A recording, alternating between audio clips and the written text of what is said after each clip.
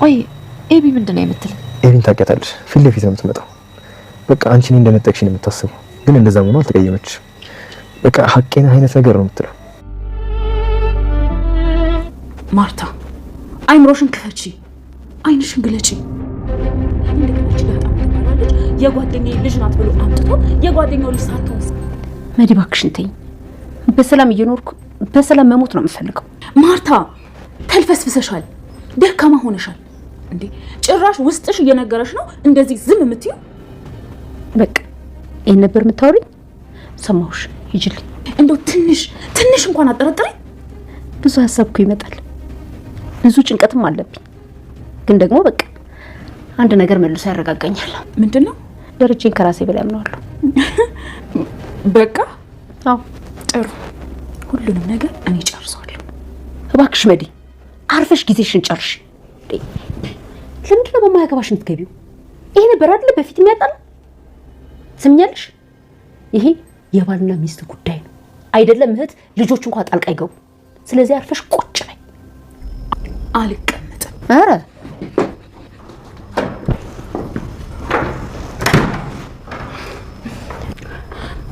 ሶሪ አማቼ፣ ሶሪ። መድኃኒት ምን እያልሻል ነበር? ምን አልኳት?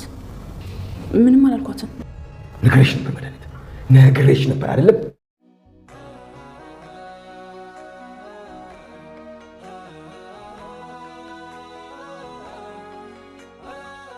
አቶ ደረጀ በህልሙ ያየው በእውነቱ ደረሰ። መድኃኒት የእውነትን ቤቱን ልታቃጥል ጀማምረዋለች። ለወይዘሮ ማርታ ዳጣና ሰላም የወለደችው ልጅ የአቶ ደረጀ እንደሆነና አሁንም በጥርጣሬ ባሏን እንድትመለከተው ትዳሯን እንድታፈርስ እንዲሁም ደግሞ የሰላምን ልጆች ሁኔታ ከየትም እንዴት መጡ የሚለውን እንድታጣራ እየጎተጎተቻት ትገኛለች። ወይዘሮ ማርታም እባክሽ ከትዳሬ ውጪ፣ እኔ ይሄን ሁሉ ነገር ማላስብ ይመስልሻል? ግን ደግሞ ባሌን ሳስበው ውስጤ ይረጋጋል። የኔ ባል በጭራሽ ይሄን ሊያረጋ አይችልም፣ አይክደኝም፣ አምነዋለሁ እያለች ነው። መዲ ግን በጭራሽ እንደዛ እንደማይሰማትና እውነቱ ዳጣ የሱ ልጅ እንደሆነችና ሰላምስ ለምን ከዚህ ቤት አርግዛ ወጣች? አንቺን እያታለሉሽ እየተጫወቱብሽ ነው ስትላት አቶ ደረጀ ድንገት ሰምቷል። አቶ ደረጀ የሰማውን ነገር ማመን አቅቶታል። ቀደም ብሎ ለወይዘሮ ማርታ ህልም እንዳየ፣ ህልሙ ደግሞ ቤቱ ሲቃጠል እንዳየ እየተናገረ ነበር። ወይዘሮ ማርታም ከመደንገጧ የተነሳ ህልምልም እያለች ነበር። ግን ደግሞ ህልምልም ሳይሆን ህልምውን ሆኗል። ሰላም ጤና ይስጥልን ውድና የተወደዳችሁ እንደምን አላችሁ? በያላችሁበት የዓለም ዳርቻ ሰላምታችን ይድረሳችሁ እያልን በአዲስ መተናል። በቅንነት ላይክ፣ ሼር፣ ሰብስክራይብ እያደረጋችሁ ቤተሰብ አድርጉን። ወይዘሮ ማርታ ትዳሯን ላለመጠራጠር በተለያየ ምክንያት ራሷን እያሞኘችና ለራሷ ምክንያት እየሰጠች ባለችበት ጊዜ መዲ ወደዛ ቤት ተመልሳ ደግሞ ነገሩን እንደ አዲስ እንዲነሳ አድርጋለች። አቢጌልንም ቢሆን በተደጋጋሚ እየጠየቀቻት ነው። ባለፈው እንዴት ተመለከት ነው እንግዲህ መዲ መተኛት ፈልጋ ሳይሆን የሆነ መረጃን ፈልጋ የዳጣ ክፍል ውስጥ ገብታ ነበር። የዳጣ ክፍል ውስጥ ገብታ ቤቱን በአንድ እግሩ አቁማው አልጋውንም ሁሉንም ከመነቃቀረችው በኋላ ግን ደግሞ ድንገት ዳጣ በደረሰችበት ጊዜ የምተኛ መስላ ጋደም ስትል ነበር። ግን ደግሞ ዳጣ ሁሉንም ነገር ተመልክታ ስለነበረ እዚህ ምን ታረጊያለሽ ነበር ያለቻት። እሷም መተኛት ፈልጋ እንደሆነ ተናግራለች። እሺ መተኛት ከፈለግሽ አልጋው እያለ ሌላው ምን አመሰቃቀለሽ ባለቻት ጊዜ እሷም አንዳንድ ክሬም ፊት የሚቀባ ፈልጋ እንደሆነ ተናግራለች። እውነታው ግን ይህ አይደለም። የሆነ መረጃን ለማግኘት ስትፈልግ ነበር። አቢጌልም ከላይ ደረጃ ላይ ሆና የወደታች እየተመለከተች ዳጣን ባየቻት ጊዜ ሊሄድ ይጣሉ ይሆን ወይስ ልቅር እያለች መላ ስትመታ በነበረበት ጊዜ እንግዲህ መድኃኒት ልተኛ ነው አልኩሽ፣ ልተኛ ነው ብላለች። ግን ደግሞ አንቺ ወይ ሳሎን ላይ ተኝ ወይ የሆነ ቦታ ተኝ ብላታለች። ዳጣም ነገሩን ላለማክረር፣ ቤተሰቡን ላለማተራመስ፣ ሰላም ለመፍጠር እሺ በቃ አያሳስበሽ፣ እኔ የትም ቢሆን እተኛለሁኝ ብቻ አንቺ አታስቢ ብላት ጥላል ወጣለች። ግን ደግሞ የሆነ ነገር ፈልገሽ እንደሆነ ያስታውቃል። የሆነን ለመተኛት ፈልገሽ ነው ባለቻ ጊዜ ግን ደግሞ እኔ አልጋ ላይ ሄደሽ እንዳተኝ እኔ አላርጅክ አለብኝ የሰው ጠረን ለኔ አይመቸኝም ብላለች። ግን ደግሞ እኮ የተኛችው የዳጣ አልጋ ላይ ነው። ዳጣ ክፍሏን ለቃ ወደ ሳሎን ሶፋ ላይ ልተኛ በሄደች ጊዜ አቢጌል እየተመለከተቻት ነበርና አናግራታለች። አክስቴ አንቺ ክፍል ናት አይደል? እሷ ናት አይደል ያስወጣችሽ ብላት ነበር። አው እዚህ መተኛ ትፈልጋለሁ አለች። እኔም ክፍሉን ለቅቄላት ወጣሁ ብላለች።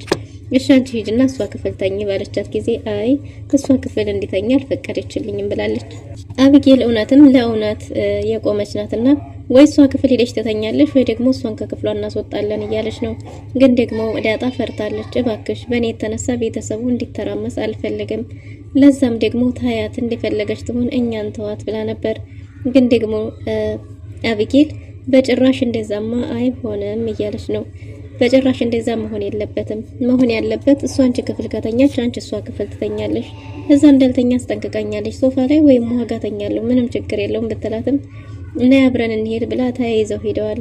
አቢጌልን እኔ የማቀርብሽ አክስትሽ እያለሁ እንዴት ለሷ ታግዣለሽ ብላ ጮኸባታለች። አቢጌል ወይ አንቺ ክፍል ትተኛለች ወይ አንቺ ክፍሏን ለቀሽ ትወጫለሽ ብላት ነበር። ክፍሉን ለቀን መውጣትም አትፈልግም። እሷ ክፍልም ማንም እንዲተኛ አትፈልግም። እሺ እንደዛማ ከሆነ እዚሁ ጠብቂኝ፣ እውነታው ይሄው ነው። አንቺ እያረግሽ ያለሽው ነገር ልክ አይደለም። አንቺ ሰው ክፍል ውስጥ ተኝተሽ ያንቺ ክፍል ግን ማንም እንዲነካብሽ አትፈልጊም። ስለዚህ እኔ አባዬን አወራውና ለሱ ምላሽሽን ትሰጫለሽ። የተሳሳትሽው አንቺ እንጂ እኛ በትክክለኛ መንገድ ላይ ነው ያለነው። እኔ አቢጌል ምንጊዜም ቢሆን ለእውነት እንጂ በሐሰት የምተባበር አይደለሁም ብላለች። ግን ደግሞ መድኃኒት አሁንም በአቢጌል በጣም አዝናባታለች። አንቺ እኮ ድሮ በአክስትሽ ነው የወጣሽው ስትባይ የነበርሽ ያነፈዝ አባትሽ አጃጃለሽ እያለች ነው። አቢጌል በጣም አዝናለሁ አክስቴ፣ የውሸት ተባባሪ የሴራሽ ተባባሪ ልሆንሽ አልችልም ብላታለች። እንዴት እናትሽ አታሳዘንሽም? የእውነት ዳጣና የሰላም ልጅ ሰላም ከዚህ ቤት አርግዛ መውጣቷ አላሳሰበሽም እያለቻት ነው። እሱም ቢሆን የባልና ሚስቱ ጉዳይ ስለሆነ ራሳቸው ተነጋግረው ይፍቱ፣ እኔን አይመለከትም ብላለች። አቢጌል ለአቶ ደረጀ ልትናገር በወጣችበት ጊዜ በዳጣ ላይ ዛቻና ማስፈራሪዋን ቀጥላለች። እንዴት ሄደሽ ታቃጠሪያለሽ? ለአንድ ቀን ሶፋ ላይ ሄደሽ ብትተኝ ምን ትሆኛለሽ? እያለቻት ነው። አንቺ ራስሽ የራስሽን ክፍል ማንም ሰው እንዲነካብሽ አትፈልጊም። አንቺ ግን እዚህ መጥተሽ ትንደላቀቂያለሽ። ደግሞ እርግጠኛ ነኝ የመጣሽው መኝታ ቸግሮሽ ሳይሆን የሆነ ነገር ፈልገሻል። ነግረሽኝ ብተባበርሽ አይሻልም? ብላ ዳጣ ተሳልቃባት መድኃኒትም ተናዳ ከዛ ክፍል ለቃ ወጣለች። አቢጌል እንግዲህ አሁን ላይ እያደረገች ያለችው ነገር ትክክለኛ ቢሆንም ግን ደግሞ በናታን በኩል በጭራሽ ለድርድር አላቀርብም ብላለች። ናታን ለኔ የተሰጠኝ ውድ ስጦታዬ ሀቄ ነው እንጂ እህቴ ብትሆንም እወዳታለሁ፣ ሌላ ቂምም አልይዝባት፣ ተንኮልም አልሰራም፣ ግን ደግሞ እሱ የኔ ነው ብላ ምናለች። ይሄ ነገር ደግሞ ናታንን ረብሾታል። ናታን ዳጣን እንግዲህ አሁን ላይ ያለንበት ሁኔታ ማግኘት የነበረብሽን ሰው አግኝተሻል፣ ከዚህ በኋላ ግን ለራሳችን ስለራሳችን ማሰብ አለብን እያለ ነው። ዳጣ በዚህ ሰዓት ስለዛ ነገር ማሰብ አልፈልግም። በዚህ ሰዓት ስለኛ ሰላንተ የምናስብበት ጊዜ አይደለም። ምክንያቱም አባዬ ጥሩ ሁኔታ ላይ ስላልሆነ ግዴታ እኔ እናንተ ጊዜ ሊሰጠኝ ይገባል፣ መቆየት አለብን እያለች ነው። በቆየን ቁጥር ግን በመሀከላችን ክፍተት እንዳይፈጠር ስጋቴ ነው ብሏል ናታን።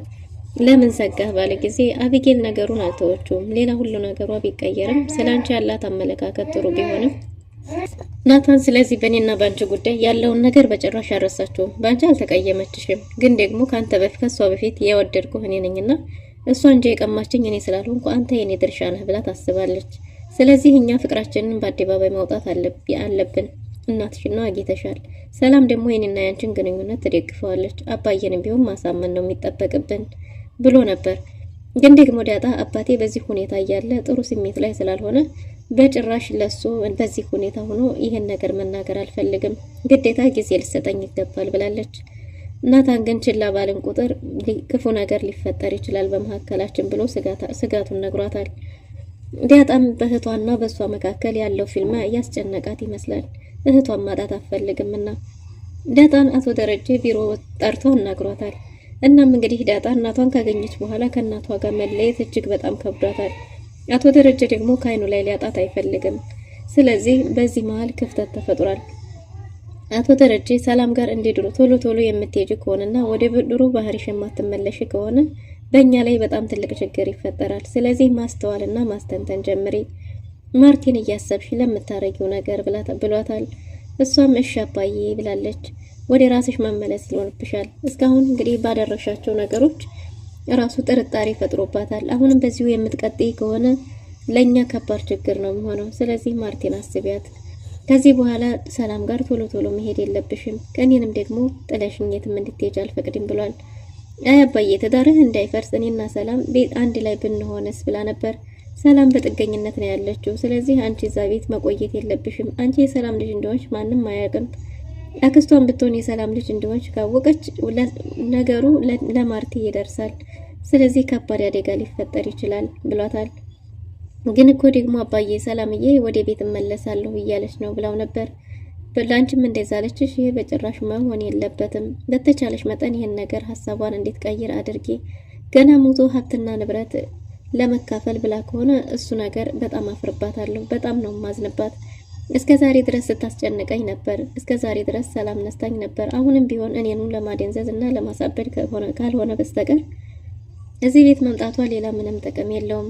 አንቺም እግርሽን አሰብስቢ ብሏት ነበር። አይ አባዬ እሱን አታስብ፣ እኔ ራሴ እናገራትና አሳምናታለሁ ብላለች። ግን ደግሞ አሁን መሄድ አለብኝ ብላለች። አቶ ደረጀ በጭራሽ እንደዛማ አይሆንም እያለ ነው። ሰላም ጋር ሆነሽ እንዳጣሽም አልፈልግም።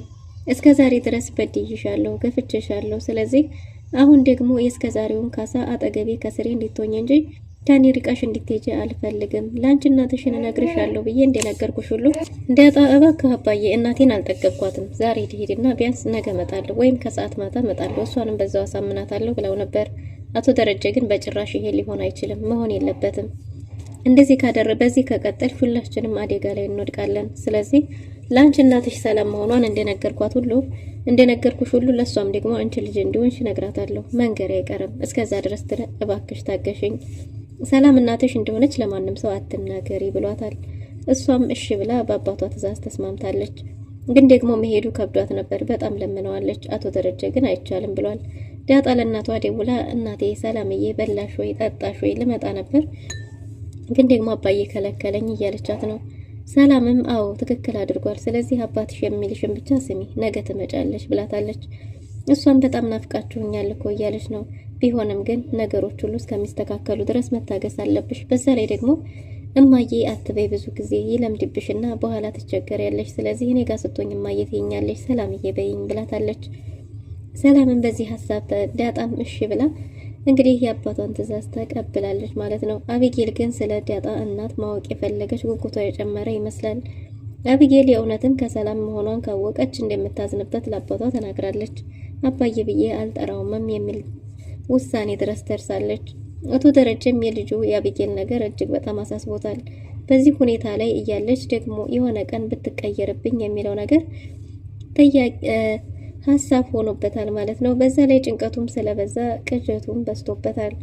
አቶ ደረጀ መድኃኒት እዚህ ቤት ትቆያለች ወይ የሚለው ነገር ለወይዘሮ ማርታ ጋር እያወሩ ነበር። ደሬ አታስብ፣ ላንተ ምንም ስጋት አትሆንብህም፣ ምንም ነገር አይፈጠርም ብለዋለች። አቶ ደረጀ እኔ እኮ ጸባይዋን አሳምራ ከኖረች እንደ ቤተሰቡ ከቤተሰቡ ጋር ተስማምታ ማንንም ሳታሸማቀቅ ብትኖር ለኔ ምንም ግድ የለኝም፣ ምንም ግድ አይሰጠኝም፣ አትከብደኝም ብሏል።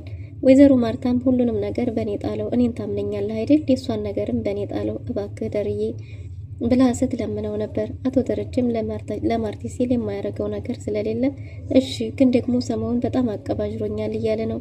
እንዴ ምን ሆንክ? ምን ተፈጠረ? ባለችው ጊዜ እንግዲህ አቶ ደረጀ ቤቴ ሲቃጠል ህልም አየሁ ብሏል። እንዴ በህልም ታምናለህ እንዴ ስትለው፣ አዎ አንዳንድ ጊዜ እኮ ፈጣሪ በህልም በኩል የሆነ ሊጠቁመን የፈለገው ነገር ይኖራልና አዎ በዚህ አምናለሁ ብሏታል። ወይዘሮ ማርታም ይሄን ነገር ስትሰማ ደንገጥ ብላ ህልምለም በል ደሪ ብላለች። ግን ደግሞ ህልምለም ሳይሆን ህልም እውን ሊሆን የፈለገ ይመስላል።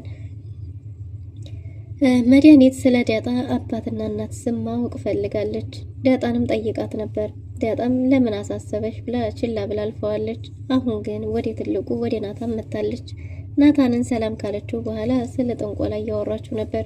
እንዴ ደግሞ ጥንቆላ ምንድን ነው በዚህ ዘመን ባለት ጊዜ በውጭ ዓለም እኮ ፈረንጆቹ ይሄን ነገር በዘመናዊ መልክ አድርገው እየተጠቀሙበት ነው። እነሱ ግን ሀብትና ንብረትን ለማግኘት እንጂ ሰዎችን ለመጉዳት አይጠቀሙበትም። ልዩነቱ እሱ ነው እና አይሰራም ብለህ ታምናለህ? ባለች ጊዜ እንግዲህ አምላክ የለም አለ በሚለው ስታስ ታምናለህ ወይ ብለው ነበር። መድኃኒት ከሁለት ጥግ የወጣች ትመስላለች። በስልጣኔ ልቧ ታውሯል። እናም እንግዲህ ፈጣሪ የለም ለዚች ምድር የፈጠራት የለም ብለው ከሚያምኑት ከነዛ ከካህዶቹ ሆናለች። እናም ናታን ግን አንድ ትምህርት ሰጥቷታል። እንግዲህ ይሄ ቤት ለመገንባት ግዴታ ኢንጂነር መኖር ነበረበት አይደል? ኢንጂነር ከሌለ ይሄ ቤት በዚህ መልክ ቤቱን መኖር ይችላል ወይ ሊፈጠር ይችል ነበር ወይ ብሏታል። አይ እንደዛማ እንዴት ይሆናል? ስለዚህ ኢንጂነሩ ግዴታ ነው ብላለች። ለዚህ ለምድራዊ ውበቱ ኢንጂነር ካስፈለገ ይህንን በተሳካ ሁኔታ የፈጠረውን ዓለም ደግሞ የፈጠረው አምላክ የለም ብለሽ ታምኛለሽ ባላት ጊዜ መድኃኒት እንግዲህ ምላሽ ለመስጠት ተቸግራለች ማለት ነው። እናም ሰይጣን ጥንቆላው ሲሳካ ላይሳካም ባለች ጊዜ እንግዲህ ለዚህ ሁሉ አምላክ ካለ ደግሞ ሰይጣንም አይጠፋምና ምናልባት ሊሳካ ይችላል ሊሆን ይችላል፣ ግን ደግሞ ያን ያህል እኔ ከሚያምኑበት አይደለሁም ብሏታል።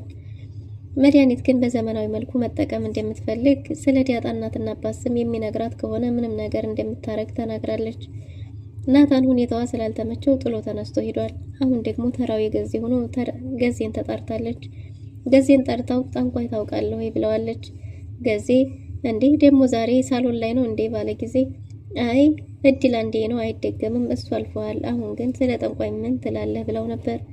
እናም እንግዲህ እሱ ደግሞ እኔ የፈጠረኝ አምላክ ጠባቂ የት ሄዶ ነው እኔ ጥንቆላ የምፈልገው ምን ያደርግልኛል ብሎ ከስቷታል። እሷም ደግሞ ለአንዳንድ ነገር ለሀብት ለምናምን ብላ ነበር። እሱ ግን የፈጠረው አምላክ እንጂ የሚጠብቀው ጠንቋይ እንደማይጠብቀው ተናግሮ እሱም ጥሏት ሄዷል።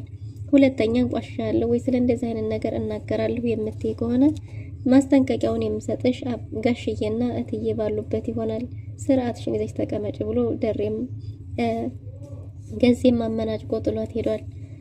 መድኃኒት አሁን ተራው የማርቲ ነውና ወደ ወይዘሮ ማርታ ክፍል ሄዳለች። ወይዘሮ ማርታ ክፍል ሄዳ በፍቅር ነገሮችን ከጀመረች በኋላ ወይዘሮ ማርታ በትዳሯ ላይ ጥርጣሬ፣ ስጋት እንድትፈጠር የሚያደርጉ ነገሮችን ነግራታለች። ዳጣ የነውሃ እህት ትመስለኛለች፣ የደሬ ልጅ ነው የምትሆነው። ባትሆን ይሄን ሁሉ ዋጋ አይከፈልላትም ነበር። እዚህ ቤት ለምን ትኖራለች? በሌላ በኩል ደግሞ ሰራተኛሽ ከቤትሽ አርግዛ ስትወጣ ከማናረገሽ ብለሽ አልጠየቅሽም። ይሄ ነገር ምንም ጥያቄ አይፈጥርም። እየተጫወተብሽ ነው፣ ባልሽ እየተጫወተብሽ ነው። ማርቲ መንቃት አለብሽ፣ ንቂ እያለቻት ነው። እሷም ምንም የሚፈጠር ነገር እንደሌለና አቶ ደረጀን ከነፍሷ በላይ እንደምታምነው ብትነግራትም ግን ደግሞ መድኃኒት በጭራሽ ወይዘሮ ማርታን ልትፋታት አልቻለችም። ወይዘሮ ማርታም እባክሽ ተይኝ፣ እኔም አላስብ ይመስልሻል እንዴ? ብዙ ነገሮችን እኮ አስባለሁ፣ ግን ደግሞ የሚያረጋጋኝ ነገር ባሌ ደረጀ መሆኑ ነው። ከወይዘሮ ማርታ ጋር ሲጨቃጨቁ አቶ ደረጀ በር ላይ ድንገት ደርሶ ስለነበር ሁሉንም ነገር ሰምተዋል። መድኃኒት በሩን ከፍታ ወይዘሮ ማርታ አስወጥታት ስትወጣ በር ላይ ተገናኝተዋል። አቶ ደረጀ ይህንኑ ብዬ አስጠንቅቄሽ ነበር፣ ሁሉንም ነገር ሰምቻለሁ። ለማርቲ ምንድን ያልሻት? እጄ ላይ ወድቀሻል። እንግዲህ ያንኑ የፈራሁትን በአንቺ ጀምራለሁ ብሎ ዝቷል። አቶ ደረጀ መድኃኒት ምን ሊያረጋት ይችላል የሚለውን በቀጣይ ክፍል የምንመለከት ይሆናል። ለዛሬ ነበረ ቆይታ የሚመስል ነበር። መልካም ጊዜ